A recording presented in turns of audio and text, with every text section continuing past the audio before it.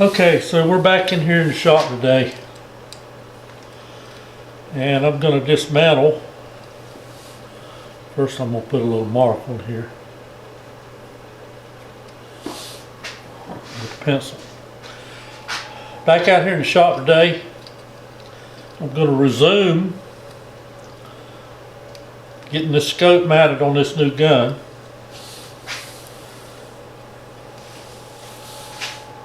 Had some friends stop by yesterday while I was working on the video and got distracted. Quit working on it, went in the house, so which is fine, no big deal. I get a little bit long-winded sometimes, and I think I was doing that yesterday. So anyway, basically what I've done here is I've dry fitted this mount and this scope on this new gun. This is a Savage Model 220 20 gauge bolt action slug gun. Now this gun is not made for shooting the old rifled slugs like you would shoot out of a smooth bore. This gun has a fully rifled barrel and is made specifically for shooting the sabeted slugs. Now, I don't know if I'm pronouncing that right or not, but since I'm not French, I'm not going to be saying sabot. I call it a sabot, like most people that I know call them. So, in case you don't know, what I'm going to probably be shooting in this gun is the Remington AccuTip 3-inch 260 grain bonded sabot slug. This is what they look like right here. Now I'll either be shooting these, most likely that's what I'm going to be shooting. Everybody swears by this particular round for these guns. Now this gun is hailed as is probably the most accurate slug gun made. Also, in one of my other guns, I shoot the Hornady SST shotgun slug, which is a ballistic tip shell. These shoot really good in a Mossberg that I have. But this particular gun should be taking things up to a whole new level of accuracy for a slug. So we'll see. Time will tell about all that. So what I've chosen for this gun is this is probably way more scope than I need for this gun. But I didn't call them, I emailed Leupold and told them what I wanted in a scope and asked them what they recommended for this gun. Well, what they recommended was one of their VX, I forget exactly what it was, one of their VX scopes with the CDS system, with the CDS and the Z series, which means that it's got an absolute zero. You can come back to absolute zero on your scope at any time. And I wanted a scope with side focus. And folks, Leupold's really proud of their guns with side focus. Really proud. It was the scope that they were recommending for this gun was nearly $800. So that's a little rich for my blood for a deer gun, slug gun. So I went back to my old favorite, which is Bushnell. I have multiple Bushnell scopes. I shoot the Legend series on, I've got 4 of the Legend series scopes on different deer guns of mine. I got one on a muzzle loader, I've got one on my 30-30, one on my, now the one on my 30-06 is a BDC reticle. And then I have a Bushnell AR on my AR-15. So they had Leupold had recommended a 4x12 scope, 4x12 by 50. And like I say, with the side focus, it was nearly an $800 scope. So for $450, well, almost $460, I purchased this Bushnell 450 4X Elite. And it is a 4x16 by 50 with side focus. I don't think you can buy a scope that's clearer or sharper than what these Bushnells are. I've never had any bad luck with a Bushnell scope. They've always treated me really well. I can vouch for the fact that they can take a beating and keep right on shooting accurately. And they've been extremely dependable for me over the years. So we're going to see how it works out. So like I say, I've already dry fit all of this. So I'm taking it back off now, so that I can make it a little bit more permanent. So I've already, the first thing that I did was this particular gun comes from the factory with a Picatinny rail, and I didn't want that. I like these D&Z mounts. They are, if you mount one up on one of these, it's going to stay where you put it. This is these mounts are machined from one piece of billet aluminum, and they require no alignment tools, and they require absolutely no lapping of the rings. So the only thing you've got to concern yourself with is torquing them properly.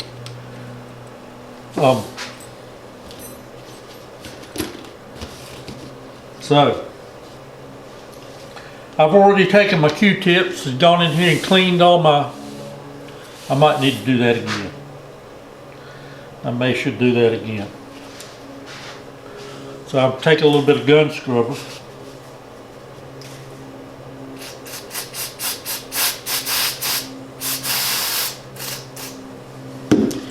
And degrease my holes a little bit here.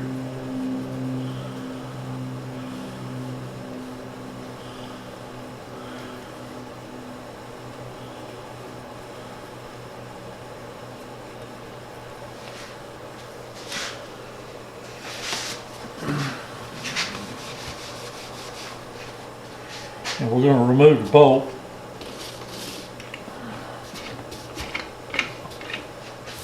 So to remove the bolt, as I learned the hard way yesterday,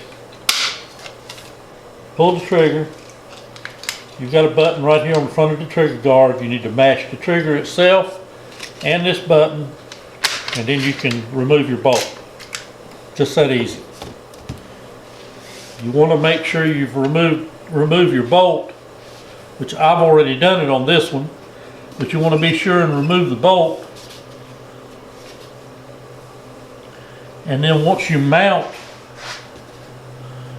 have mounted your scope or your scope base, you want to reinstall your bolt. Make sure you're not having any issues with the bolts going through and interfering with the bolt action. So we're using Permatex Blue. Just one drop on each screw should be all we need for that.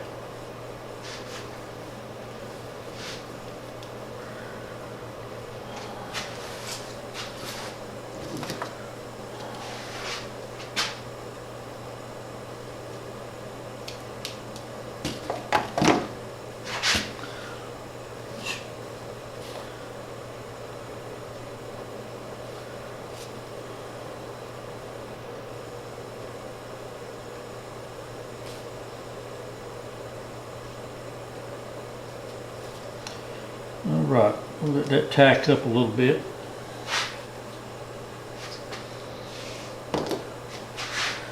And then what we want to do is take a little bit of rim oil or gun oil, whatever you like to use, and we want to put a little bit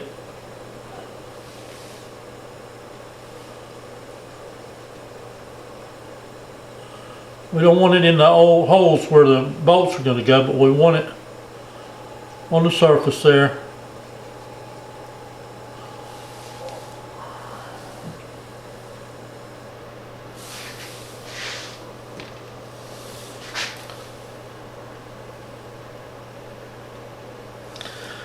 It'll help prevent any corrosion.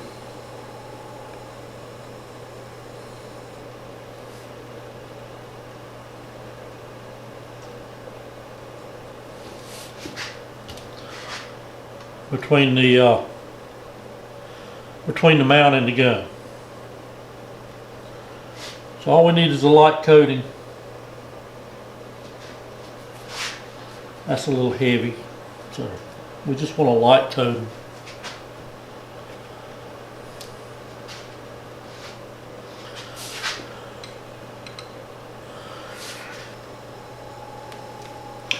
It doesn't say I have to wait any amount of time. It says to add it and to assemble the parts. Okay, so that's what we're going to do here. Alright, we got them snug there.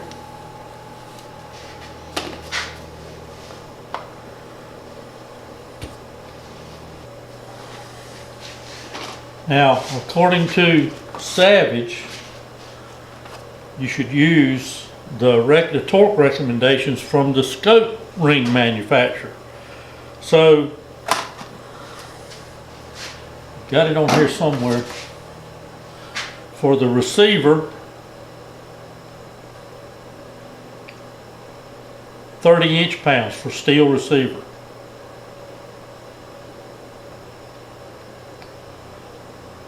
Okay, so 30 inch-pounds. So I've already set this fat wrench for 30 inch-pounds.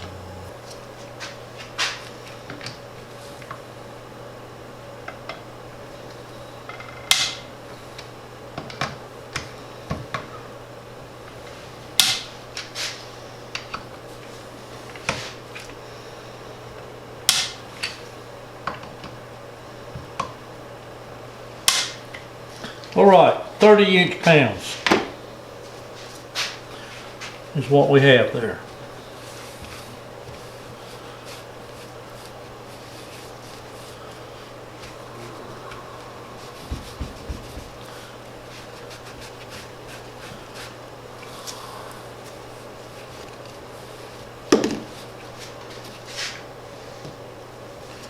So I don't know that it makes any difference with the DNZ mounts. But what I've done is the way it came packaged, the rings sat in here like this and this in this portion of the package. I took the ring just like that to that one and this one right to here. And I've kept them in that order. I don't know that it makes, and in that orientation, I don't know that it makes any difference for these particular mounts. I don't think it does. So now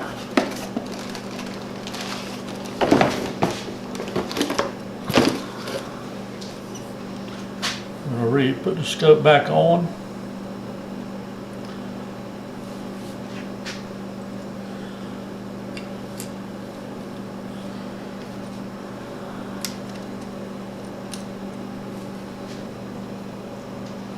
I want to make sure I got contact with all 4 screws. I want my gap nice and even on both sides. And I have a little gauge here from DNZ. It's called a Gap Buddy.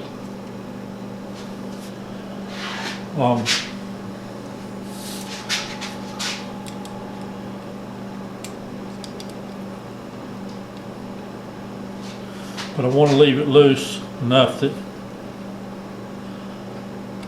okay, so now I'm right on my mark for my eye relief that I've already gotten set where I want it.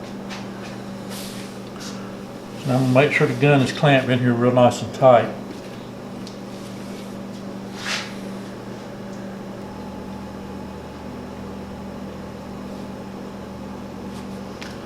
So there is a flat on the back of the breech right here, which is perfect to put my magnetic lever.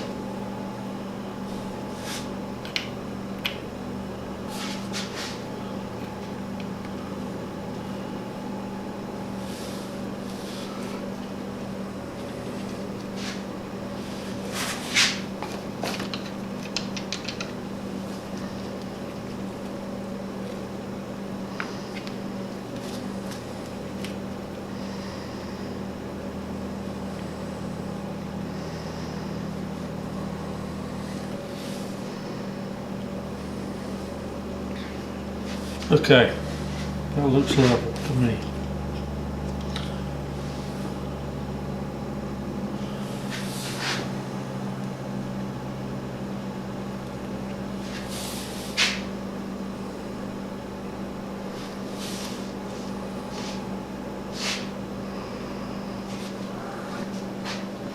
There's a half a dozen different ways to do this, and lots of YouTube videos on the subject of the different ways that you can level a scope. Using these levels, or using a plumb string, using the horizon. But for me, I like to start out with the levels, and then I'm going to take the gun and I'm going to go pick it up, and I'm going to look through it a few times and see how it looks to me.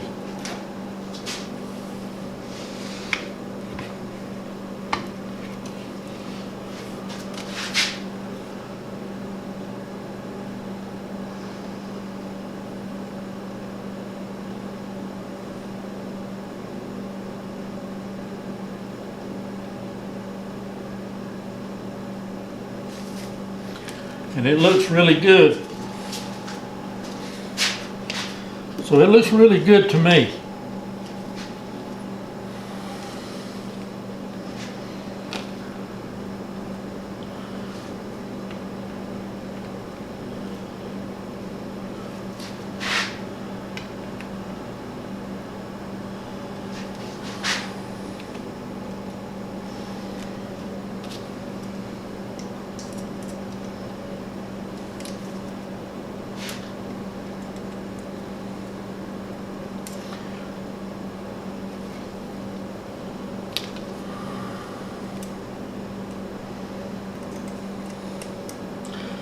I like to go back and forth.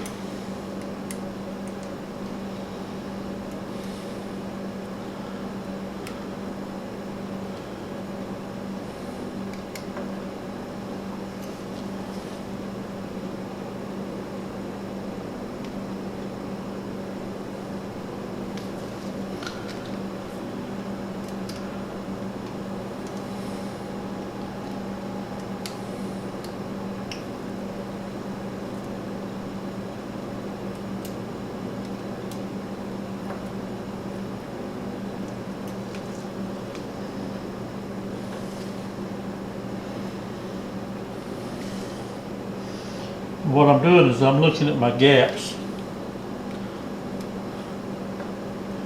They don't have much gap at all.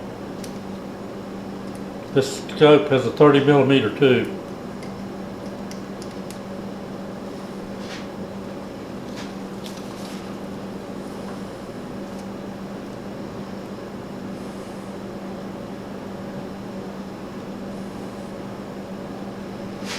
So that looks really good to me.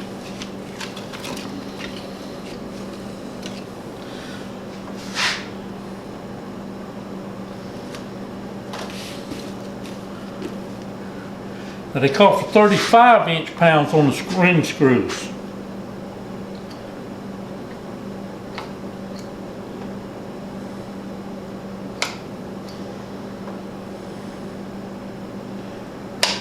All right, so there's 35.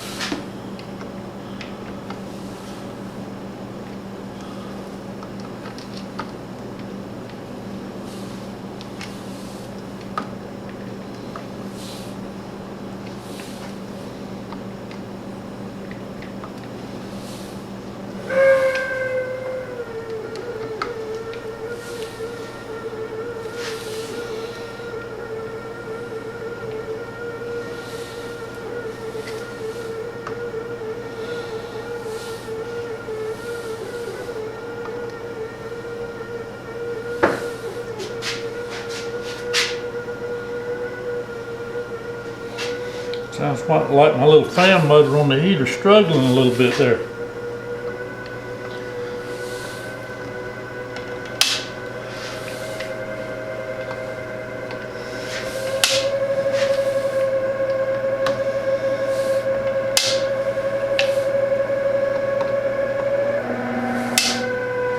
Right.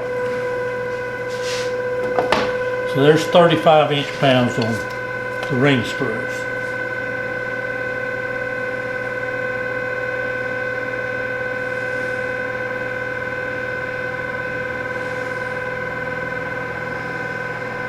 So what I'm doing is I'm checking it.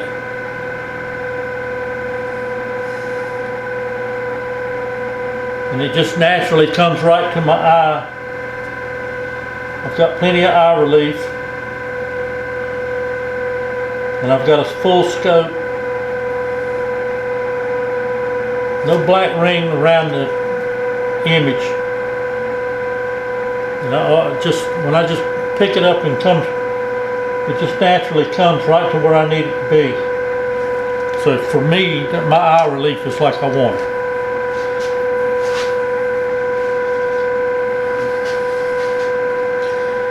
So I think that's where what we're gonna do right there.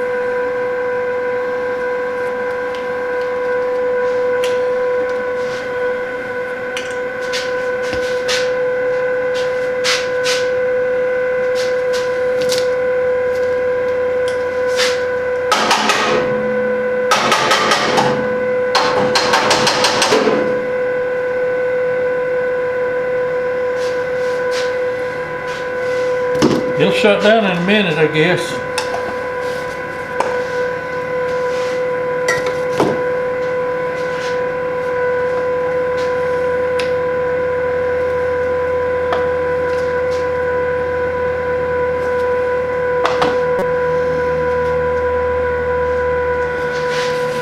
All right, so to reinstall the bolt,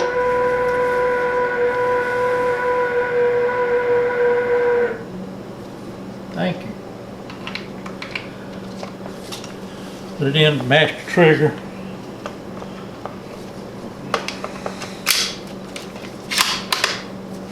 And it'll go right in.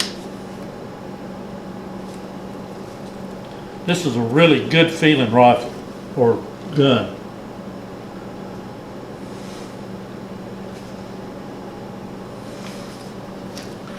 So my crosshairs are nice and level. My eye relief is right where I need it to be. It comes right to my eye naturally when I bring the gun to shoulder. This gun comes with several different options where you can change the cheek plate, the length of the stock, but it fits me perfect just like it is, just like it came out of the box. So that's the way it's going to stay for me.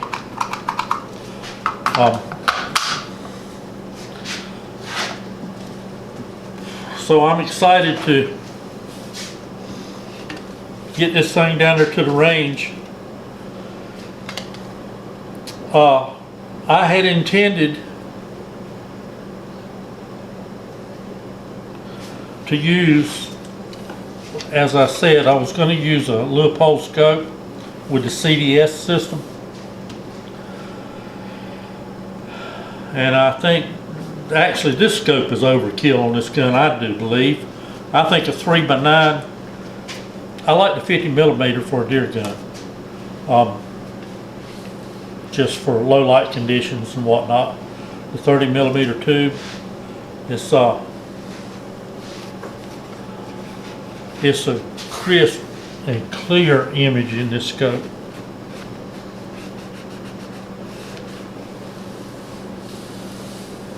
But as the ballistics tell you, the ballistics are almost identical for the Remington AccuTip and for the Hornady SSTs, and there's several other brands also you can get.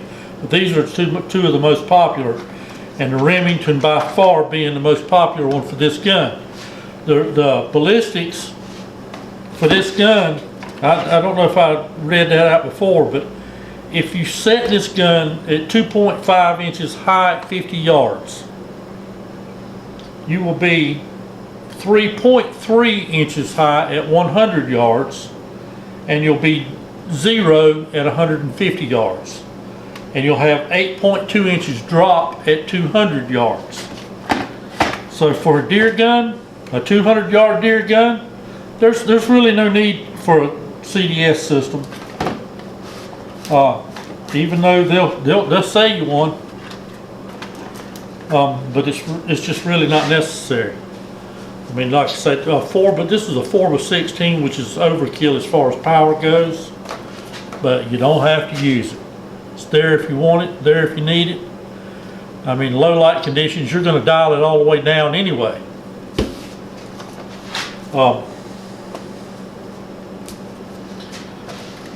So I think it'll serve me well.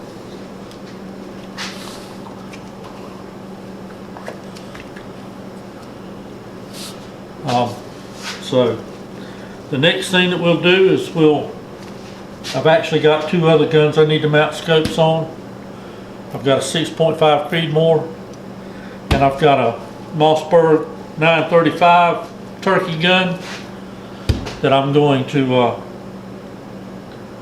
set up a scope on, mainly so that I can film through the scope on the turkey gun. That's the whole reason I'm putting a scope on a turkey gun, is so that I can film through scope, which I have enough eye relief on this gun as it is, so that I should be able to add my my FTS system when I want to film through this scope. I shouldn't have any issues with eye relief, because this scope has a very generous eye relief. I think it's 4.5 inches, something like that. So we'll see how it does when we get it down to the range and start putting some rounds through it. So if you got any thoughts about it, leave them in the comments. I really appreciate you guys watching my videos. If you're not subscribed, how about consider subscribing to the channel? Maybe hit that like button, and I will see you in the next one. And there you go.